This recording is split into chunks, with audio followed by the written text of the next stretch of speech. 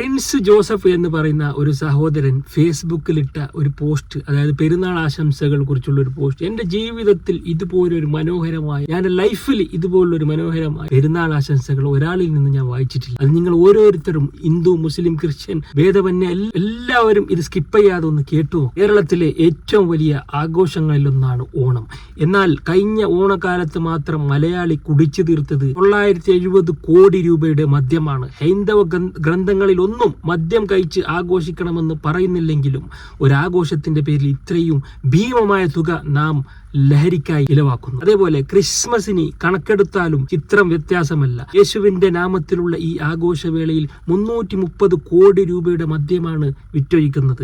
സമാധാനത്തിന്റെ ദൂതനായ യേശു ഇന്ന് ജീവിച്ചിരിപ്പുണ്ടായിരുന്നെങ്കിൽ തന്റെ പേരിലുള്ള ഈ അനാചാരങ്ങൾ കണ്ട് അദ്ദേഹം തീർച്ചയായും ശോഭിക്കുമായിരുന്നു. ദീപാവലിയിലേക്ക് നോക്കിയാൽ ഇന്ത്യയിലാകെ ഏകദേശം 7000 കോടി രൂപയുടെ പടക്കങ്ങളാണ് ഈ ആഘോഷത്തിന്റെ പേരിൽ കത്തിച്ചു തീർക്കുന്നത്. ഇതിൽ കേരളത്തിന്റെ വിഹിതം മാത്രം ഏതാണ്ട് 500 കോടി വരും. ന്യൂ ഇയർ ഉൾപ്പെടെയുള്ള മറ്റ് ആഘോഷങ്ങളുടെ അവസ്ഥയും ഇതിൽ നിന്നും ഭിന്നമല്ല.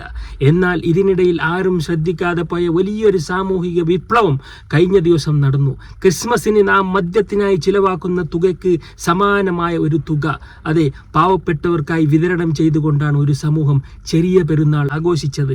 ഏകദേശം 3 കോടി കിലോ അരിയോ അല്ലെങ്കിൽ അതിന് തുല്യമായ തുക, ഏകദേശം 350 കോടി രൂപ സാധാരണക്കാർക്കിടയിൽ വിതരണം ചെയ്യപ്പെട്ടു. ഈ 350 കോടിയിലധികം രൂപ സമൂഹീകരിക്കാനോ വിതരണം ചെയ്യാനോ യാതൊരുവിധ പരസ്യ കോലാഹലങ്ങളും ആരും കണ്ടിട്ടില്ല. കേരളത്തിൽ 50 കോടിയുടെ ഒരു വികസന പ്രവർത്തനം നടന്നാൽ അതിൽ 15 കോടിയുടെ ഫ്ലക്സ് ബോർഡുകൾ വെക്കാൻ ചിലവാക്കുന്ന കാലമാണ് ഇതെന്ന് ഓർക്കണം. അപ്പോൾ ഈ വൻകിട വിതരണത്തിനായി പ്രത്യേക ഔട്ട്ലെറ്റുകളോ നീണ്ട ക്യൂവോ ഉണ്ടായില്ല.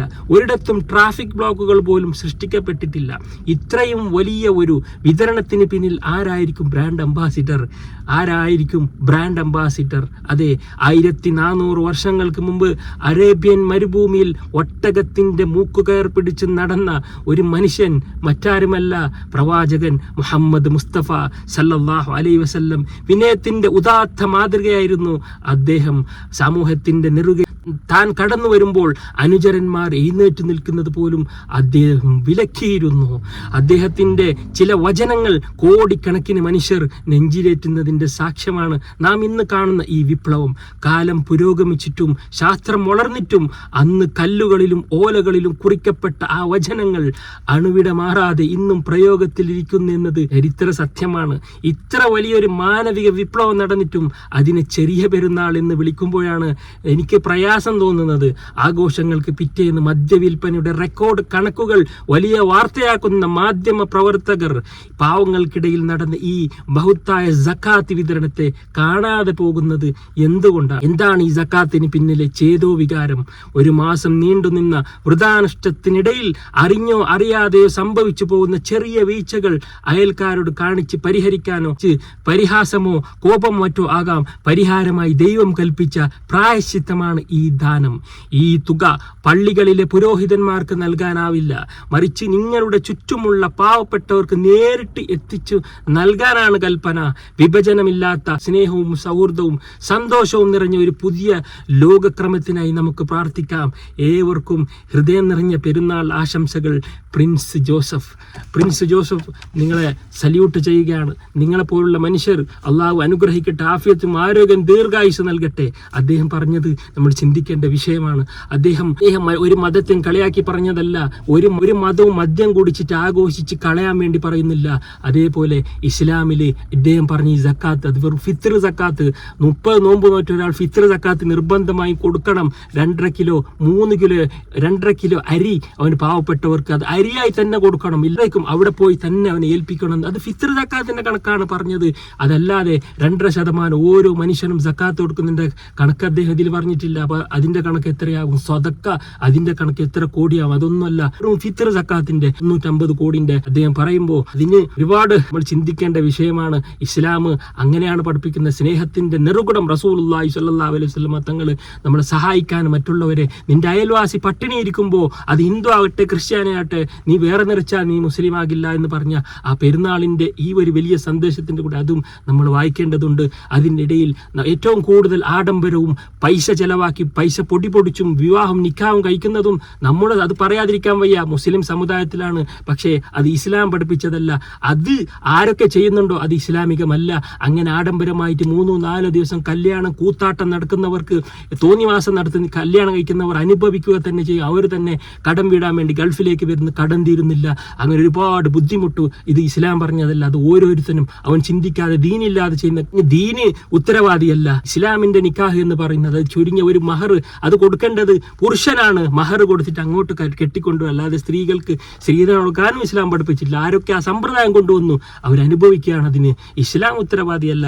അതേപോലെ വേറൊരു കാര്യം എന്ന് പറഞ്ഞാൽ, ഈ സഹോദരൻ ഇട്ട ഈ പോസ്റ്റിന് വന്ന കമന്റും കൂടി ഞാൻ നിങ്ങൾക്ക് വായിച്ചു കേൾപ്പിക്കുകയാണ്. നിങ്ങൾ എന്തൊക്കെ എഴുതിയാലും, നമ്മൾ എന്തൊക്കെ നന്മകൾ ചെയ്താലും അതിന് താഴെ ആയിഷയുടെ 6 വയസ്സും 6-ാം നൂറ്റാണ്ടും പൊട്ടിത്തെറിയുമായി ഒരു കൂട്ടർ വരും.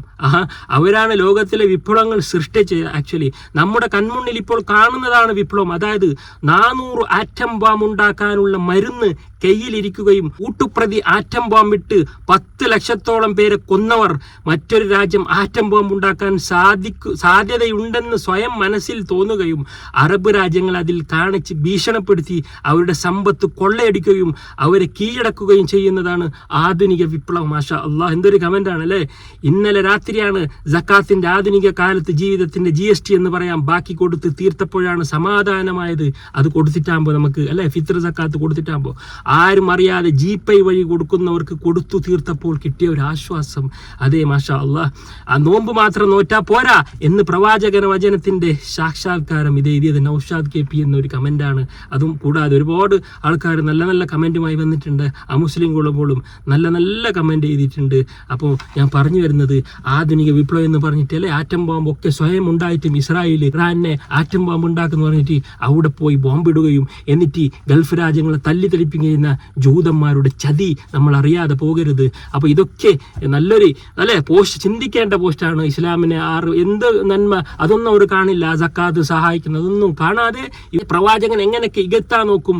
ഇത്രയും സഹായം റസൂൽ നമുക്ക് പാവപ്പെട്ടവന് കൊടുക്കണം, ഹിന്ദു നോക്കാണ്ട് ക്രിസ്ത്യൻ നോക്കാണ്ട് സഹായിച്ചോളുന്ന റസൂൽ പഠിപ്പിച്ച നന്മകളൊന്നും കാണാതെ വെറും തകർക്കാൻ വേണ്ടി, മതത്തെ ഇസ്ലാമിനെ തകർക്കാൻ വേണ്ടി അസൂയ മൂത്ത് എന്തൊക്കെയാണ് ഇവർ എഴുതി വിടുന്നത്. 6 വയസ്സിൽ ഇതന്നെ 6 വയസ്സ് പൊട്ടിത്തെറി ഭീകരം.